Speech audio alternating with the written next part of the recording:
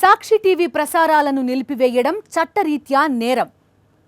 సాక్షి TV ప్రసారాల కోసం మీ స్థానిక cable ఆపరేటర్ని వెంటనే సంప్రదించండి. డిటిహెచ్లో, ఇంటర్నెట్లో కూడా సాక్షి టీవీ ప్రసారాలను వీక్షించవచ్చు.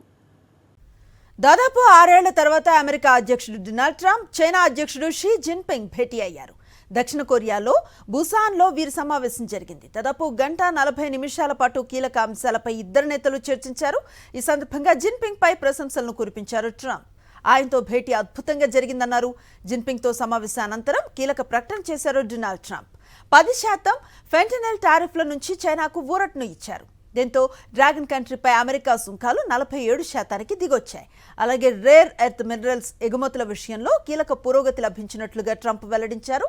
వచ్చే ఏడాది ఏప్రిల్లో చైనాలో పర్యటిస్తానని తెలిపారు. అగ్రరాజ్యాధినేతతో సమావేశంపై స్పందించిన జిన్పింగ్, చాలా సంవత్సరాల తర్వాత మళ్లీ ట్రంప్ను కలవటం ఆనందంగా ఉందన్నారు. ఇరు దేశాల మధ్య సంబంధాల అభివృద్ధికి కలిసి పనిచేసేందుకు సిద్ధంగా ఉన్నట్లుగా తెలిపారు. సాక్షి టీవీ ప్రసారాలను నిలిపివేయటం చట్టరీత్యా నేరం.